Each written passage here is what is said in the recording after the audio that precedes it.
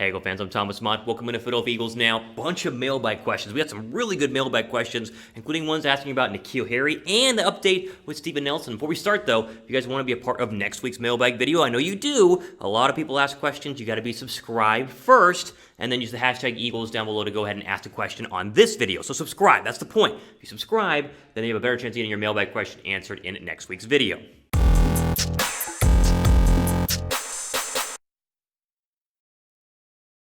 Hey, Eagle fans, today's video is brought to you guys by Manscaped. Go to manscaped.com/chat. Use our promo code CHAT. You'll get 20% off your first order plus free shipping on all of their great products. So again, manscaped.com/chat. Use that promo code CHAT for 20% off your first order plus free shipping.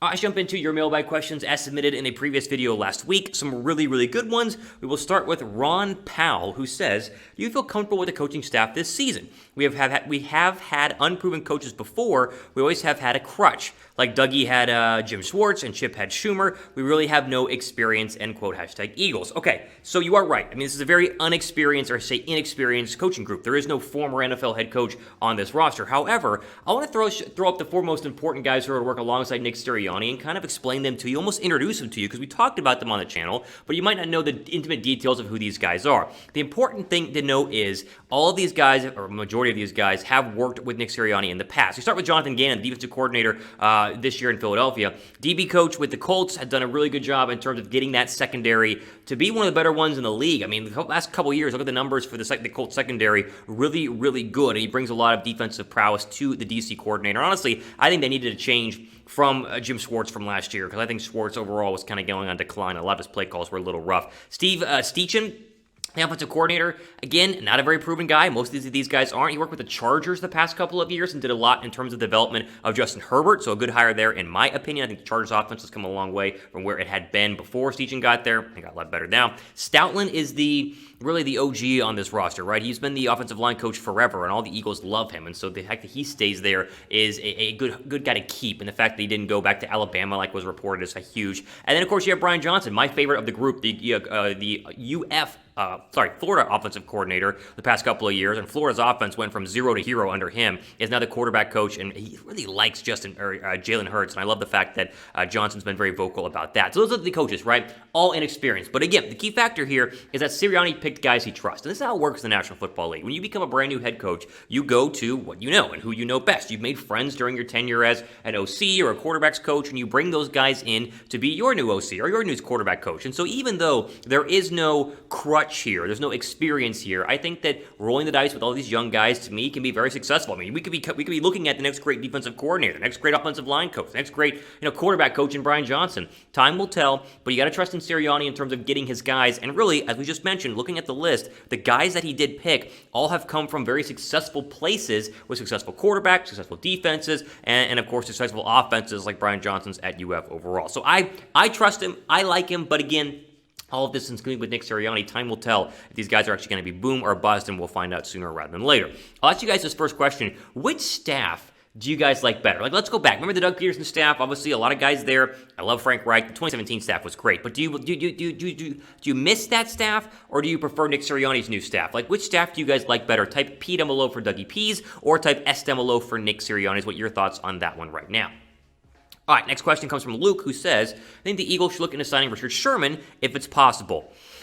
No. Listen, I wouldn't hate a Sherman addition because we need another cornerback. I mean, like, come on, they got to get another cornerback. But I'd much rather sign Steven Nelson over Richard Sherman. Like, Steven Nelson has got to be the guy. And we'll talk more about him here in a little bit, because there's another question you guys asked, which is a pretty good one, kind of getting more in depth on Darius Slay, trying to go ahead and bring Steven Nelson in. But they got to bring somebody in. And so I'm not going to say no to Richard Sherman. I'd rather have Steven Nelson. But if Nelson's going to be too expensive, then Sherman's fine. They got to get somebody to help out Darius Slay. Like, this cornerback group I'd be shocked if this is going to be the actual cornerback group week 1 of the NFL season. I would be blown away. And the only way that would happen is if Zach McPherson turns out to be an absolute baller, but he's a rookie, so we have no idea. So I think they're going to go ahead and get somebody. They should go ahead and get somebody. I would take Steven Nelson over Richard Sherman, but if it's going to be a price thing, then go ahead and give me the cheaper one.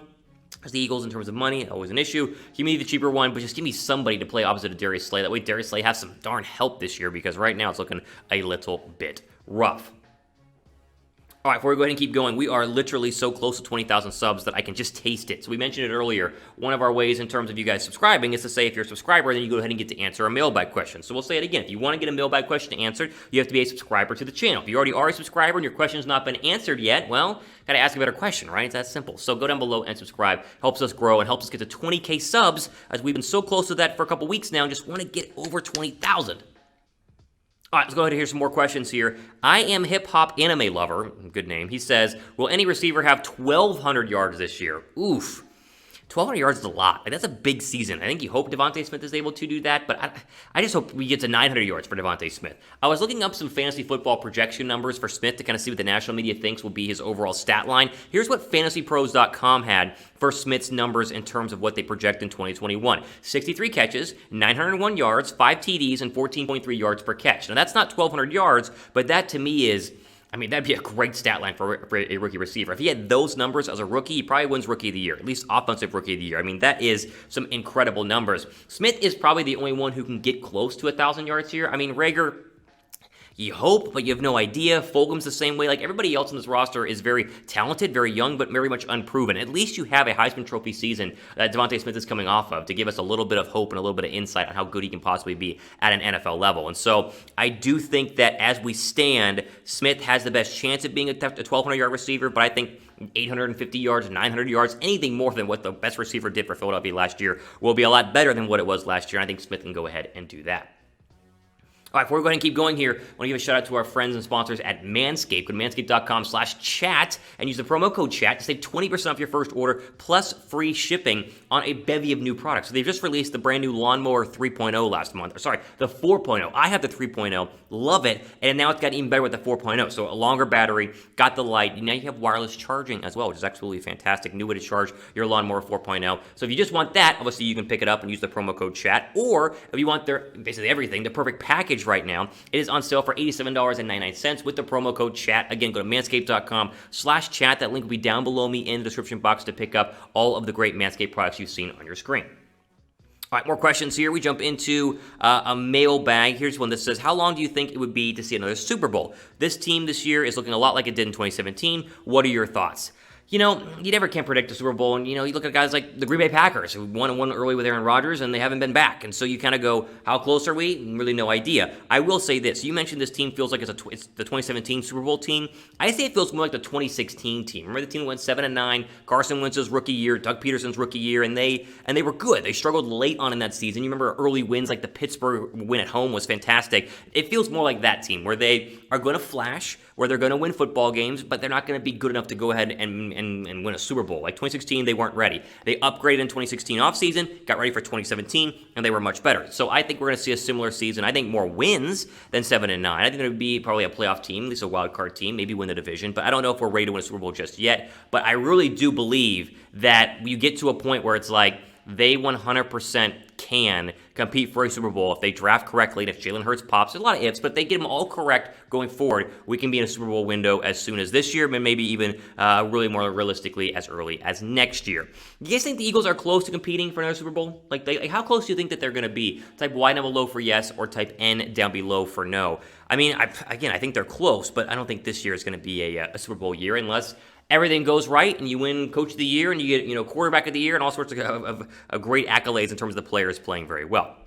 Okay, Zach Fisher says, I'm guessing you're going to talk about this in your next video, but Zach Ertz is going to training camp, and Steven Nelson replied to Darius Slay saying he'd like to be an Eagle. Your thoughts? So the Zach Ertz thing is interesting, and what you're citing here is the quote we'll throw up on the screen. It says Eagle Insider, and really one of the main media guys that works for the Philadelphia Eagles, and Dave Spadaro. He told SiriusXM Fantasy Football this about last week, quote, when players report to training camp on July 27th, my sense is Zach Ertz will be one of those players reporting. After that, we'll see how it plays out, end quote. So your guess is as good as mine. Spadero's more plugged in than I am, but everything that we keep hearing is that he's not going to report to camp. And so it's Spadero's word versus national media's word. And so, again, we'll see. And Spadero mentions it. We'll see how it plays out. But he just said his sense is. But also Maurice, who works for the Eagles play-by-play, said his sense is that they're going to trade him to Buffalo soon. So who really knows? I'll be shocked if Ertz is going to go ahead and be on this roster. And I'll keep saying that. Until it's proven true that he is, I'm going to say he's not going to be until, again, we are proven I'm proven right or proven wrong.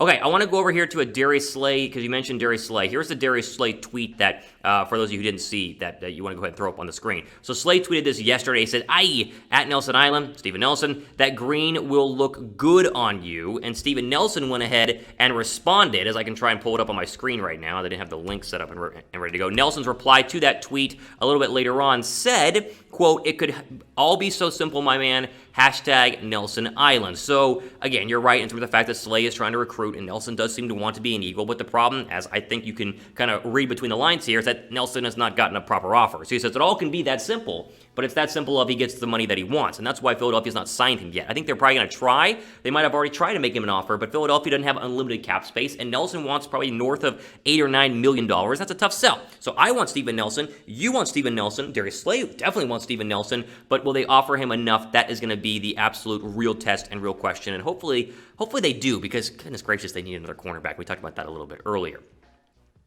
All right, shameless plug. I'm going to do it, right? You got to follow me on Twitter, because I also answer your DM questions almost every single day. And a lot of people DM me on Twitter. At RealThomasMont is the place to go. So if your question did not get answered and you're just dying to have me answer a question, follow me, DM me, and I'll probably go ahead and answer it. You can find me again at RealThomasMont on Twitter.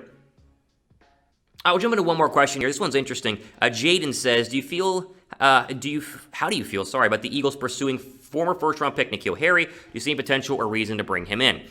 Yeah, I'd be fine with it. I think you need extra wide receivers, and again, you have no idea if Fulgham's going to turn out to be good or Rager's going to turn out to be good, and so if you could get Harry for a cheap price, sure, I'm fine with it. The question with N'Keal Harry is this a bust? Is this a waste of talent? Or is Cam Newton just a bad quarterback? Because last year, 14 games, he had like 60 targets, only caught 33 balls for 309 yards, and 2 touchdowns. So, you think he's from a first-round draft pick, he's going to eventually be good with the right franchise. I'd be fine with bringing him in just to see what would happen. Maybe a change of scenery is what he needs. But I also put on some N'Keal Harry film today, and it's like, might not be as good as we thought he was going to be. And, who knows about that. So I think Cam Newton was a problem there. But, yeah, I'm fine with bringing in Harry for the right price, because I think, again, cheap. Not so for a first-round draft pick, not that cheap, but cheap enough. And you get him for a 5th or a 6th-round draft pick, why not, right? The best 4 or 5 receivers need to make this roster. And if Harry's one of them, then bring him in, and we'll see what happens.